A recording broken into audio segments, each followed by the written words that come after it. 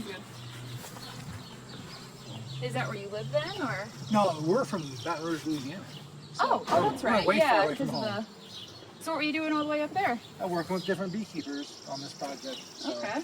yeah, you know, there's all the different regions of the state, and you know, different beekeepers everywhere. So Yeah, definitely. it's good. It's good. Yeah, Michigan Beekeepers is very helpful with this project. So yeah, it's pretty nice. So you've been finding a lot of these hives you're getting into have a lot of resistance? Well, so the weird thing is we're finding very few mites.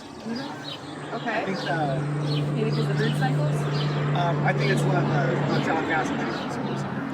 Yeah, we have these on here too. For sure. Yeah, we've been seeing that's been pretty effective at keeping mites low, so that's really good. Good. Well, luckily, we just put these on here today, so we shouldn't see too much interaction with that. Yeah.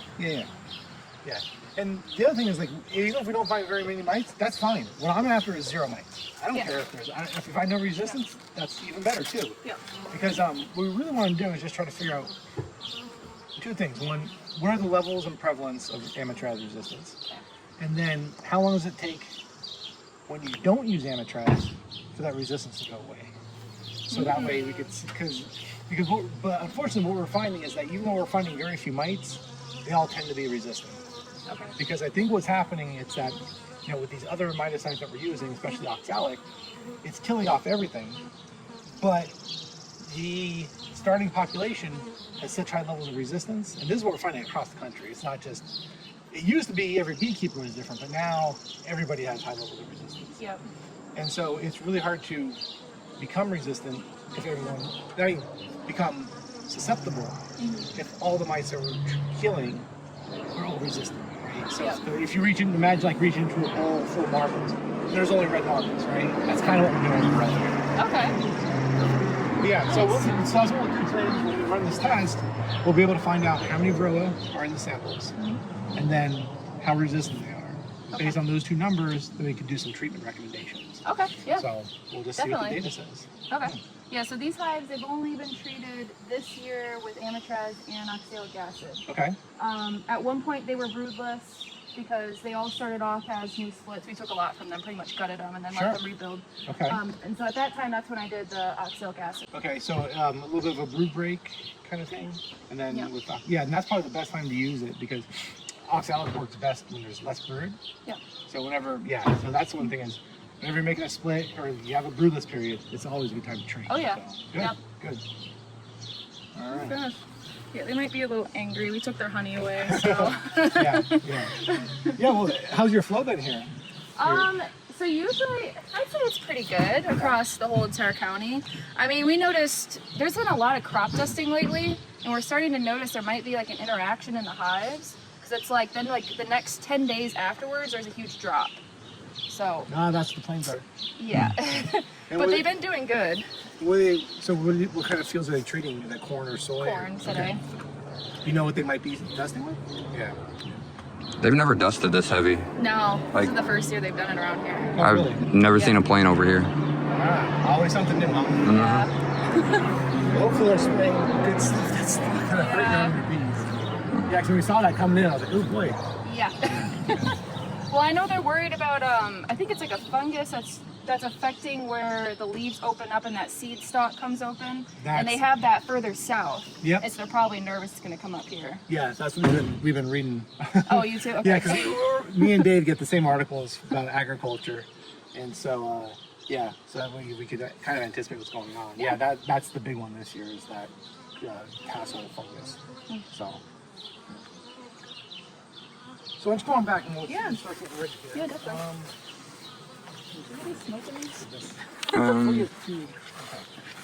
Dave, this is Casey. Casey Reynolds. And this is Dave. Dave's our technician. Do it here. What I'm going to do, I'm just going to turn the truck around to the back end. Okay. Sounds good.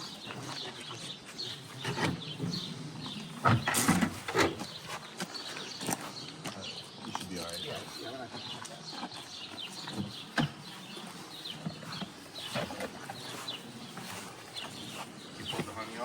Yes, we did. Yes. Today actually. Good timing. Yeah. happened to be the day with our schedule, and then yesterday's storm. We're trying to get to it yesterday, so they wouldn't be too cranky today. Maybe they haven't noticed yet. Yeah.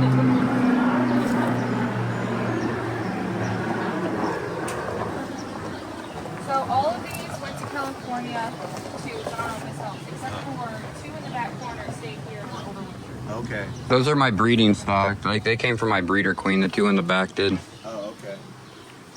When they come back from California? Second week, no, 3rd week of March and last week of March.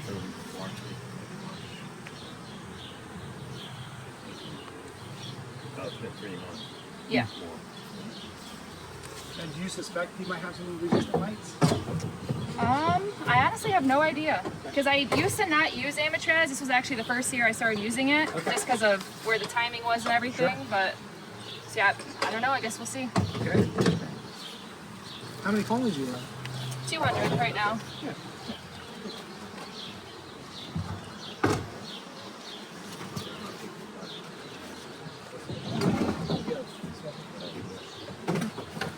Let's see. I'm excited. So the only one we prefer not to be tested is this one. Oh wait, was it that one? No, it's the one. It's the one right next. That one. That one. How the bees work. So these are the containers that we're going to scoop the bees into. So we have a bucket here. So we get a frame with sealed brood. Make sure the queen's not on it. Shake it into that bucket. We take this very expensive, high-tech. These are sample containers. Fill it up to about the bottom of the threads. That's about 300 bees. Okay. And put it in this cup. And in that cup, you can see there's that square of Apivar. Okay. So at 3 hours, we stop the test. So then they go in here, mites will fall through the screen onto these dishes of petroleum jelly, like this. So 3 hours, we know if they're susceptible, all those mites will fall out of here. Okay. After 3 hours, if there's still mites left on the bees, they're Amitraz resistant. And Oh. we get them off with just a little soapy water wash. Then we just calculate what proportion of the mites in the whole sample on the train and the wash Yeah. came from the wash. Okay. So it's pretty simple to do. Just takes a little bit of time. So yeah, that's how it works. So like I said, so the good thing about this test is you get row numbers and you get resistance levels. Yeah, definitely. So both important management. And so the way this will work, I'll get these trays packed, and then Dave will go through the colonies, and then hey, do you have there's the tube, never mind. We'll take samples of the bees, but then we also need to grab a little bit of the wax. Okay. So we test the wax for Amitraz in the wax. Because the idea here is colonies with higher levels of Amitraz in the wax will have higher levels of resistance. So, and that could just come from, and we kind of want it with like an empty comb. So we want like no larvae, honey or anything like that. Usually we get the shake of bees and the wax up into the comb.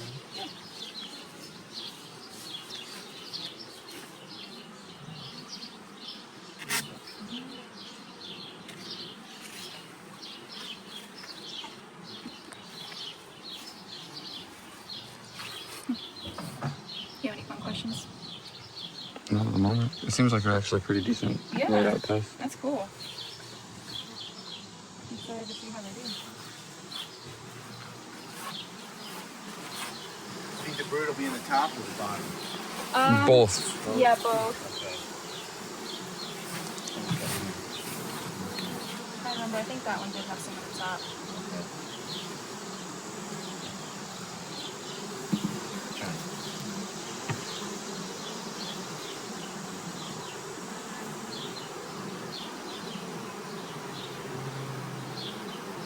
Some of them do have new frames right now just for swarming reasons. Oh, okay. I wanted to give them a little bit of space in case something kicked off, like a flow or something, and then they were like, oh no. This doesn't sound like it's anything from a wax frame. What do you call this apiary? Pumpkin yard. Yeah, there's a field of pumpkins they usually do right there. It's alfalfa this year, but we're not very original.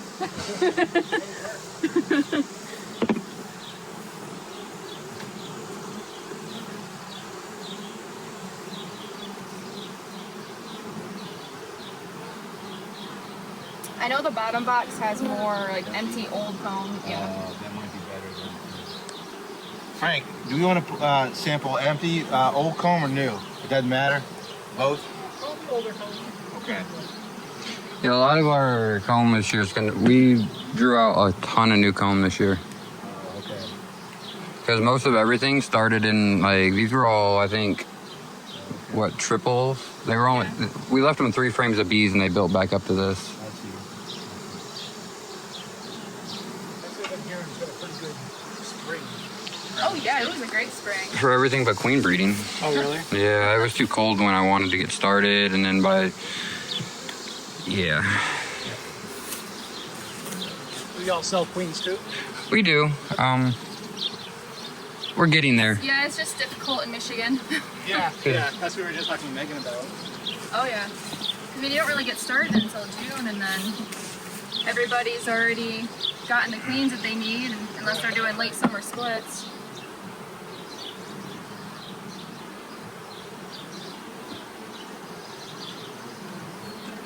Let's not label these trays, Dave, and then we'll be ready. I can't hear you. Said he had to label the trays. Oh yeah, yeah. And Okay. then he'll be ready. All right. What stock is So they're honestly just a Michigan mutt is what I'd call this? them. They started off as Italians, and then he's been breeding bees for the last 7 years. Oh, okay. We brought in Russians, Carnolians. Some genetic diversity, because the two in the back, right? The ones that one and that one she's standing next to, those ones come from the my breeder queen that I've been working on for like 7 years now. Oh, okay. So those ones I know basically their entire lineage. Oh, okay. Are you doing IIs too? I don't. Instrumental insemination? No. Yeah. I'm on the fence with that because I get it, but at the same time, when humans get involved in certain things, you know what I mean? Yeah. It's good to do it when you're young. 'Cause you have the dexterity. Like I've lost my dexterity. Yep. I feel like that, and I've always had really good success with like open mating. So I like it. I get why people want to do the II, but Yeah, yeah. It I don't know. depends where you're at. Here's a queen. I don't know if you want to. Pop her off. No, For, I put her down there. I didn't know if you wanted to mark her. Yeah. Oh no.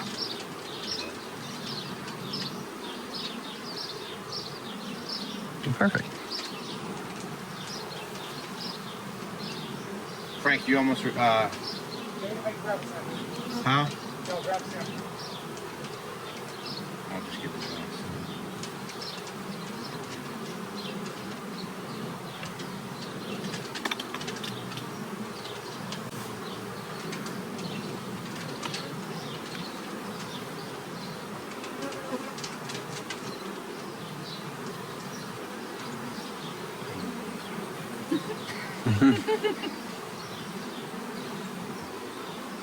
Actually, made better than anticipating. Yeah, they are. They seem pretty good. They don't know that we took the honey yet. They're still all out collecting. Nah. They weren't so happy yesterday. Oh, yeah. The storm had them all riled up. Oh, it's so Ready to go, Dave. okay. When you're breeding your bees, are there any traits you're looking for, characteristics that you like? Yeah, I actually go for. I like to be able to overwinter them. So I do what I call, and call me crazy, but I do what I call a frugality test. So like I take all my queens that I'm going to breed from next, Yep. and I basically let them grow into a box like this. Then I cut them back to basically 5 frames of honey, and I throw them in there. And then, like my breeder queen this year, Nepo, she overwintered in a 5 frame with no emergency feed and an open bottom board. Okay, so that's cool. I like that. Yeah, yeah. Yeah, as long as you have some kind of like a goal like that. That's a good defined criteria. That's good. I like that. My goal is they should survive me. If they can survive me, then they can survive anybody.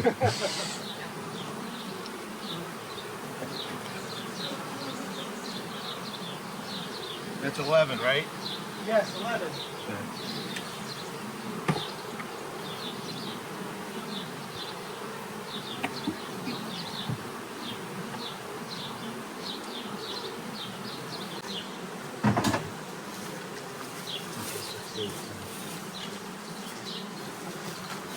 So I was gonna think about it okay to go in this one? Yeah, go for it. Yeah. Yep. This is one of the ones that overwintered here at Rinkevich. Okay. And if I'm correct, she didn't even get treated until this year, did she? She's only gotten treated once. Yeah, so I started off as a treatment-free beekeeper, and one of the things I did was like, I made a lot of hives, let a lot of hives die, made a lot of hives, let a lot of hives die, and then just kept, so I would graft from like, I'd take a full grafting frame, and I'd take 2 eggs out, graft, 2 eggs out, graft. It took forever to do, but then I would send them out. Like I also, mating flight success is another thing that I searched for. Oh, you found her already? Yeah. I haven't weighed and put her in with Good. It's always nice to find the queen that makes are a lot more confident in our shapes.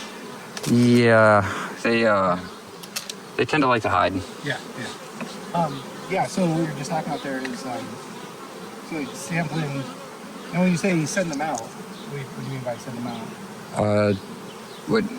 You said you graft to. Oh no, I sent them out, like for example, like on mating flights. One of the things I selected for was mating flight success, because I feel like if you're not selecting for that, then you're basically selecting for the opposite of that. Yeah.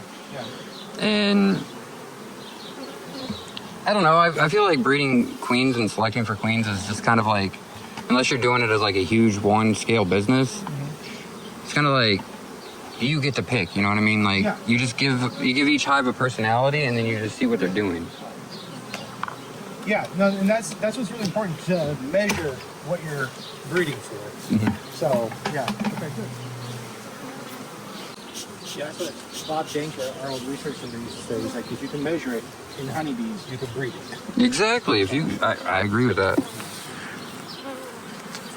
I'm the hippie beekeeper. She's more the science beekeeper. Yeah, them. Pair it together. It works out perfectly. Yeah. Well, that's the thing. Both of those philosophies are not mutually exclusive. Nope. They can coexist, definitely. I came in like that. I wasn't using plastic frames. Yeah, everything like that. Well, she's like, what's the analytics? I'm like, do your bees talk to you, or do you talk to your bees? They can still talk to you though. I know. Even when you're thinking of science. Did I put the number on there? But yeah, we came from a treatment-free background, but then when we started actually growing and wanting to do pollination more, realized we got to treat. But it was interesting that those two back here, since they stayed here and were overwintered here, they didn't have to have as many treatments as these that all went to California. Yeah, because when you're in California, you have a lot of bees in them, and I mean, They don't get that brood break either. I think that's a huge thing. Yeah. Because I know with Varroa mites, well, that's why Varroa populations decline every year. When the brood goes away, so does the Varroa. Yep. Well, Varroa could last on the adults for a pretty long time.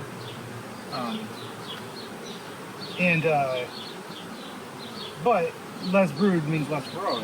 However, like you find out when you go to California, you're pumping them full of pollen in December, right? When they don't need to be broodless. Yep. And then you got drift going on. Cup's right there.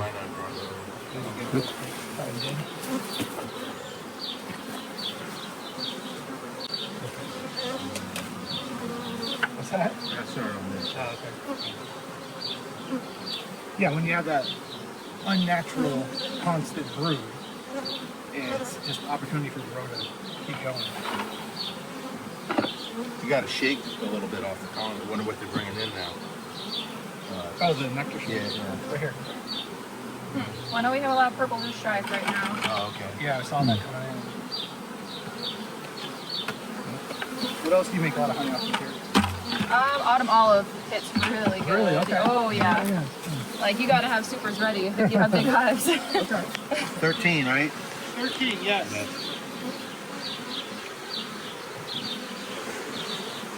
We had a good black locust this year too.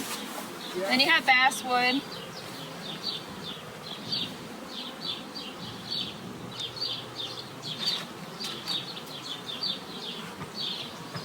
Lucky for me, I don't have to wear a suit because I have cameraman immunity.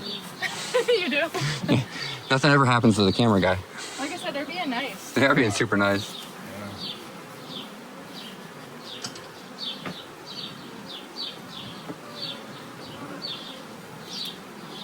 Go up around here. He grew up here. I grew up 2 hours west by Lake Michigan. But I moved over here 3 years ago when I met him.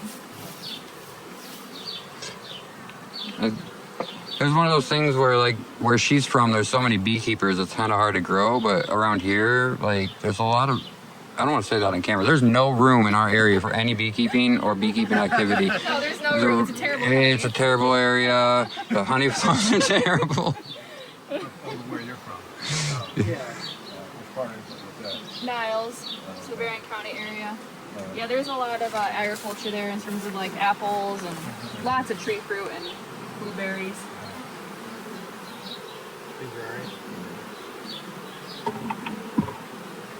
All new combs this year? Basically, Yes, a lot of new combs. all these hives started is we gutted them down to like 3 frames, Yeah. and then we managed them back up. Mm-hmm. It's all about frame wizardry. Well, no, because that, well, especially for us, we actually don't like them. We don't really have like a market or extractor even. Yeah. So for us, it's a pain in the rear end. So we try to dry out as much comb as we can. Oh yeah, Yep. that's pretty much where we're at right now too. Honey's a byproduct for us. It's not the aim. Sounds like you might trend towards doing a lot more queens. Oh yeah. Yeah, that would be seems pretty good for you guys, Dave. We'll have to go further south though, Oh, most really? likely, just because I mean We we can't can't- really get them started here until May. And you can't depend on the weather. Uh-huh. Because it was like still snowing like halfway through April. Well, we had a decent April, but then the first 2 weeks of May was just constant storms. It was chilly. So it was good for splitting season, but not for making queens.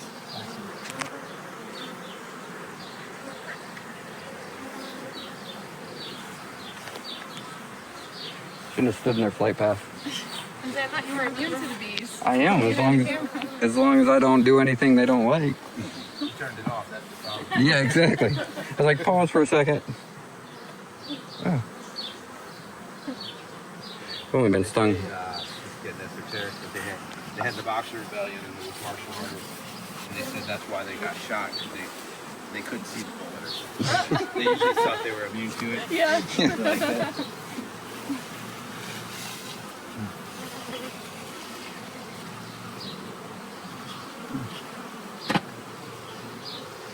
So how many hives do you think you guys have tested so far? In this year, Yeah. so far this year, probably this will be this will be up to 130. Nice. Nice. Good. Yeah. So we're gonna break 2,000 total for the whole project. Oh, nice. So yeah. So you're gonna go all over the U.S. then, I take it? Yeah. After this, we're going out to Idaho, Ooh. Montana, and North Dakota. All right. So yeah, we'll probably do 400 total this year. Because we're also working with beekeepers about breeding for Varroa-resistant bees. That was my goal when I originally started, but I think I beat you left from that last Yeah. one. It's easier than you think. Where was it? Right there? It was right there, right?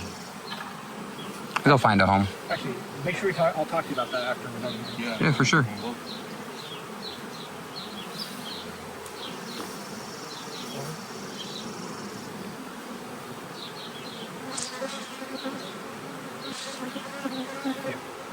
Like my breeder queen Zip, she is, I think she's 5th year. Is her 5th year, right? Yeah. And she's never been treated once. Well, I don't know how you're getting your queens to be able to survive for so long. Because everybody keeps telling me, like, oh, you got to replace your queen every single year. But we have some older queens in our operation that are going on their 2nd year.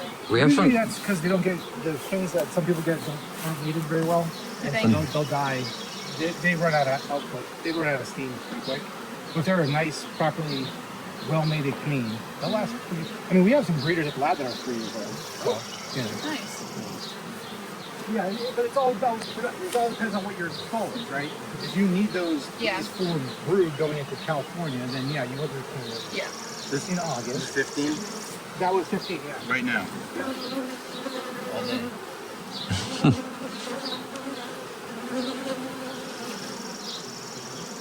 I love the hum of them. Yeah, I always want to look up what kids and forget. Somebody's telling me that they have their hum actually is like supposed to help you heal. Oh, really? Yeah, it's supposed to be able to like. That's Yeah. kind of calming. They have have a, I forget what they're called. It's like a little hut where there'll be beehives and like the floors and the wall. Oh, really? Yeah, you can like go there for like healing meditation or Sounds like something European like that. Yeah. The Germans and stuff. See, we're a little bit bee crazy because like if you walk out of our house, we have like 3 or 4 big hives sitting like 2 inches from our door. Oh, really? Yeah, we sit there and watch them. Uh-huh. We're one of those people. If we could carry them around in our pockets, we would.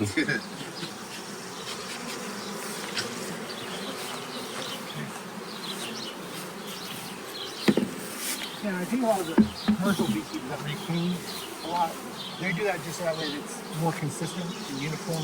Yeah, no, yeah, I get that fully. Because I mean, Yeah. you're still kind of like guessing a little bit. If you have an old queen in there, they could just put her out. Exactly. Yeah. I guess we'll see how that experiment goes this year then with that. With what? Having some older queens. Yeah. See what they do.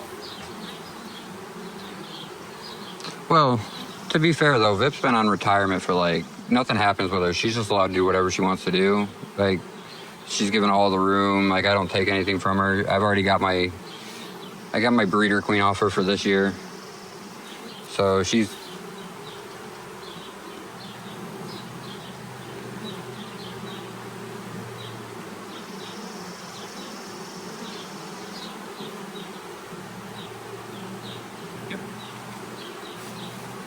I always wonder too, if part of it's just how much pollination you're doing, is what they're exposed to, possibly. Yeah. So, what else do you pollinate? Do you pollinate anything here in Michigan? So we'll start doing blueberries next year, Okay. but right now we've just been doing almonds. Okay, yeah. 16 days.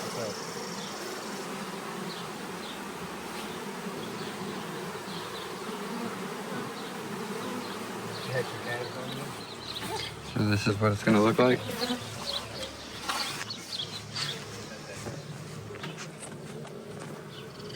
Yeah, that's really helpful, especially for large operations. At our size, we need to grow a little bit more.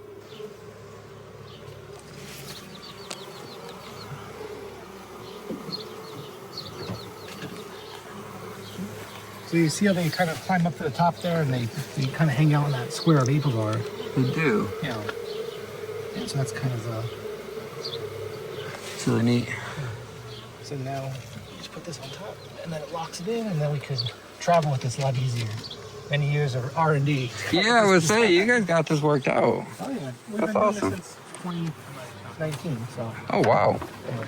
No, we actually don't do. So is this like a bigger is there more than just you guys doing this, or is this just like a you guys kind of Yeah, project? We have to draw more comb.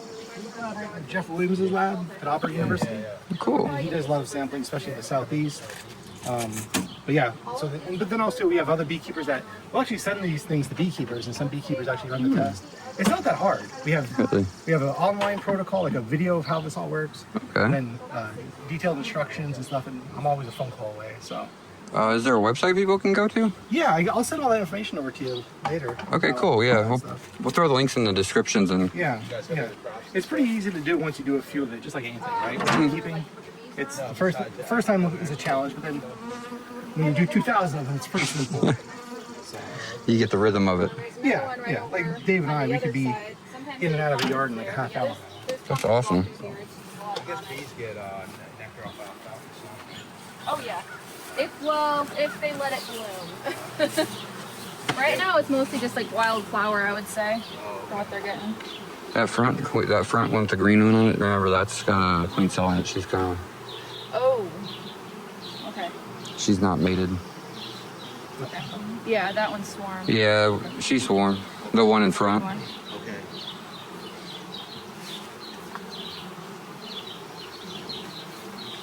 Or superseded.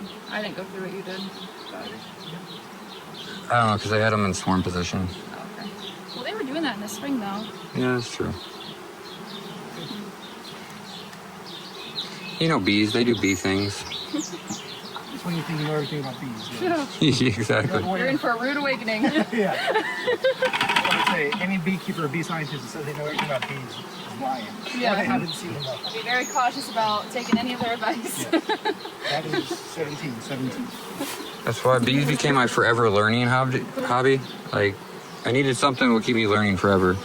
Oh, trust me, there's always something.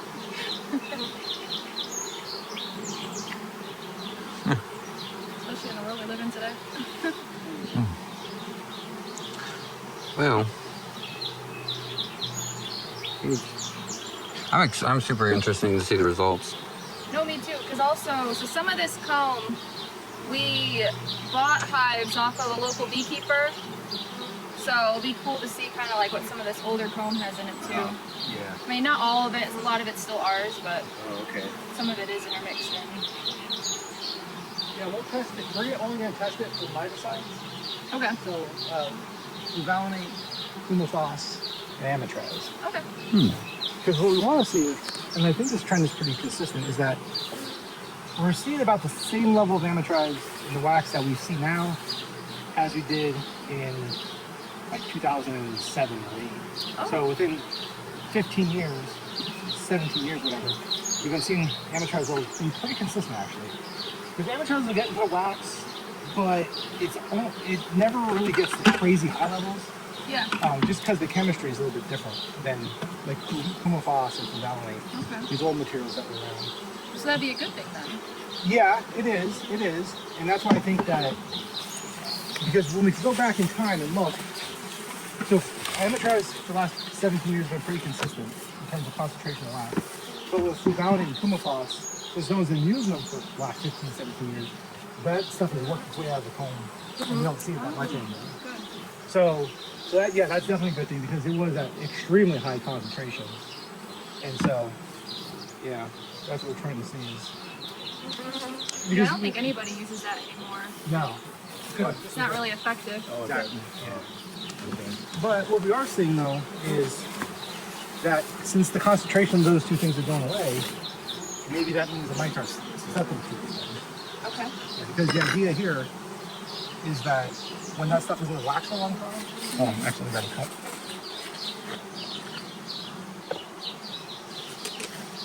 Okay. There's a constant need for the mites to have resistance to it. But now that it's gone away, maybe the mites don't need that high level of resistance. And we have some evidence to suggest that's the case. Because we look for resistance to fluvalinate or apistan. This one other student in Maryland didn't find any of it. So that's maybe what that's telling me is that they're susceptible to that stuff now. This might be 18, right? 18. Yeah, and some beekeepers report that apistan is pretty good at controlling their mites, but then they said it only is like for a year. Yeah. That selection, that resistance develops really quick. It's like if you have no other options, you can use it once kind of thing. Yeah, like the nuclear option kind of thing.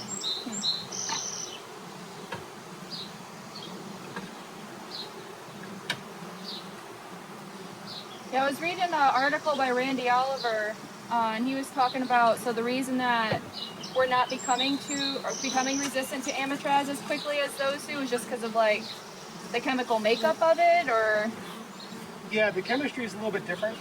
Like I said, it gets in the wax but doesn't get to extremely high levels. yeah, It does degrade to other non-toxic stuff over time, gradually. So yeah, I think that what we're seeing though, I think what the data suggests is that it's the more frequent applications that are causing resistance. so just making sure you're rotating your treatments. Yeah, because if I ask a beekeeper, if I say, are you doing more rounds of treatment? If they say, yeah, we used to do one treatment with Amitraz, now we're doing 4, that's usually a sign. Yep. And then if they increase the concentration. They used to, we used to go to 8 to 1, now we're going 6 to 1. Or some people 4 to 1. So, Yep. okay. And then also, have you seen less efficacy? If I get the right answers to those questions, I can almost guarantee you're going to have resistance. So yeah, I think it's just comes down to, we've only been using Amitraz for a while. Yep. But I have also too, Dave and I were just talking about this, is there's been resistance out here longer than we think, because we only have documented data, because we've been only looking since 2019. It's been there longer. Okay. But it's just like anything, you don't know what you got until you look at it. Exactly. Do the Hey, ask me treating? a question. Like, Well, you need to learn to treat though, because we learned that this year. If we can both treat, then Yeah. it's a little easier on me. Like, does it get in the honey? Like, what's the deal with? Yeah, surprisingly, not so much. No. Yeah, sure. If you overuse it, you put it right on your honey supers. Yeah, you can get some in there. But as long as you're using it at a, actually even higher than label rate, because Jeff Pettis did that study. You have to really try. You have to really try to get it in there. Okay. But also too is make sure you don't apply it near any kind of honey frame. So if you put Amitraz in your brood box and you're pulling that honey from the sides, that honey might have a higher probability. But if you have a couple boxes, let's say you have your your boxes will brood here, one here, and one up top, usually, because beekeepers very rarely do they ever get loads rejected for Amitraz in the honey. So it's, yeah, you have to really try. Okay. I wonder why that would be. It 'cause if can it's happen. like- It can definitely happen. I'm not saying it can't. But yeah, it's like when Jeff Pettis did his test, I think they used something like 10 times the amount, the labeled rate of Amitraz. And Did they even have a hive after that? yeah, and so yeah, and I think that they found out that the levels in the honey were acceptable, Okay. below threshold. Huh. But don't quote me on that. I'll have to look at that paper again just Yeah. to be absolutely sure. I'm pretty sure. It was 19 days. Okay.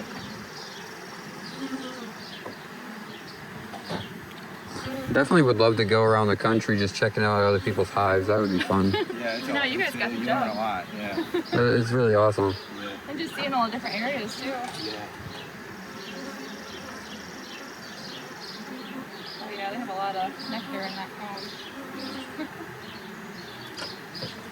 We came across a guy that was treating every month.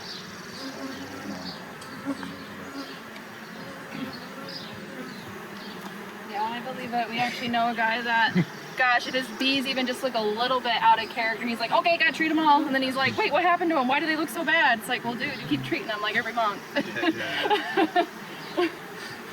See, that's the thing though, because I see, okay, we're gonna make this where I can cut this out of the video. Okay. So, Damn, you're videoing what I said. no, We can cut anything out, by the way. Yeah. You guys don't. I think we've been pretty good, but yeah, no. no, so, Any references to other beekeepers? Yeah. If you could. Yeah. no, so, this isn't referencing any other beekeepers, but I'm seeing a trend where people are just showing horrific looking frames and they're going, it's Varroa resistant, but the frames literally look like It's all uncapped. it's all uncapped, it's all There's some gross. behavior, but it's like the whole frame. No, well, it depends. So when you look at those frames that are on capping like that, look at the age of the pupae.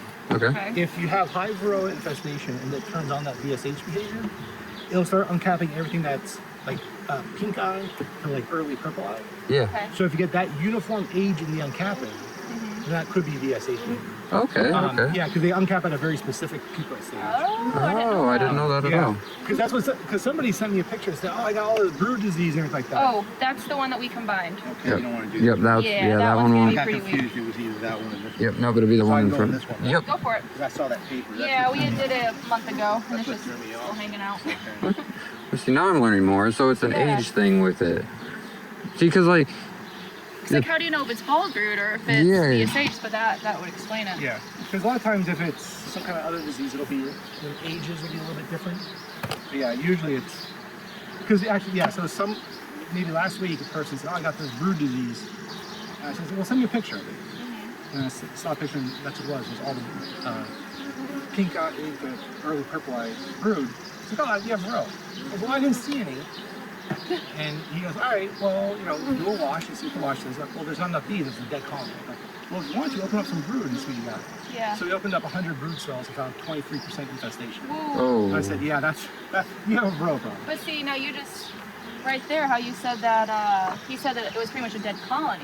So they still need to be treated. They still need to be treated even if they're VSH. So even colonies that don't have extremely high levels of VSH will still uncap infested pupae. Okay. But just not at high enough a rate to have an effect on the Varroa population. Gotcha. Okay. so So like in our colonies that we breed for that trait,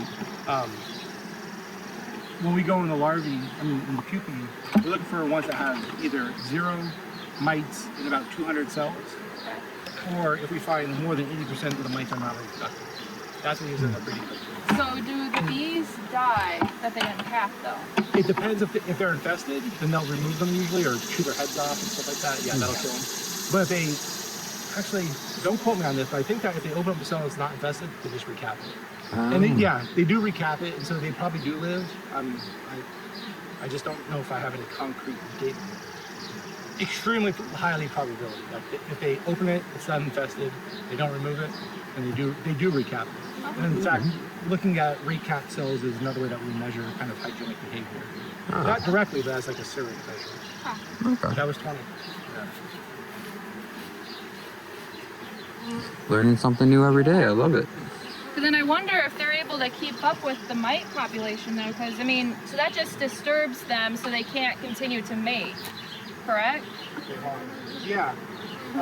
Yeah, it interrupts their reproductive cycle. It doesn't kill the mites per se, but it makes them non-reproductive, which is about as good as dead. As long as they're not contributing to the next generation. But then they can just technically go onto another cell and do it again though, right? Potentially, yeah.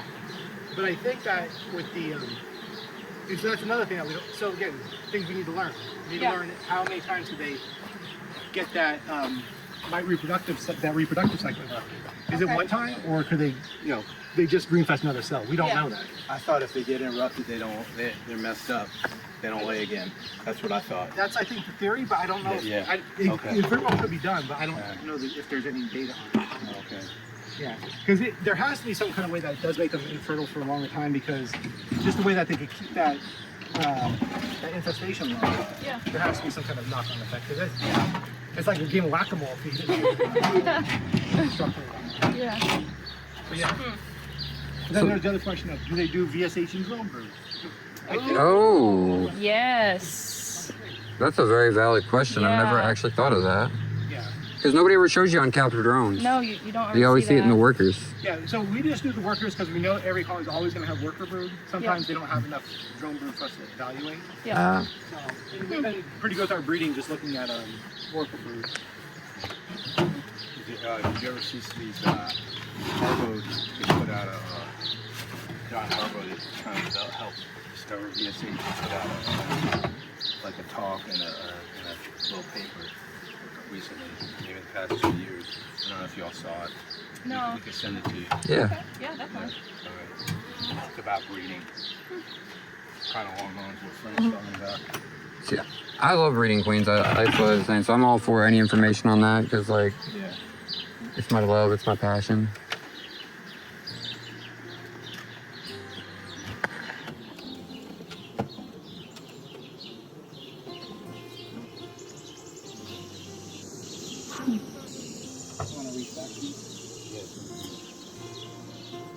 Well, this will know.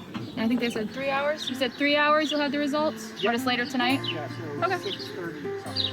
Okay. Awesome. Cool.